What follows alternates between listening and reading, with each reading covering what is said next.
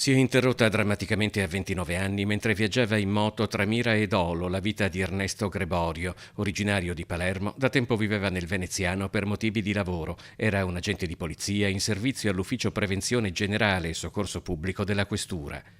Sulle cause che hanno portato il giovane ad uscire di strada ora indagano i carabinieri di Mira.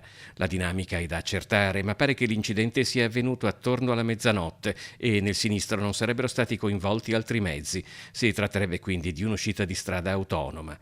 Di certo comunque c'è solo che i tentativi di soccorso prestati al 29enne dai sanitari del 118 si sono rivelati drammaticamente vani. Gregorio stava raggiungendo un collega e sarebbe stato quest'ultimo a lanciare l'allarme non vedendolo arrivare.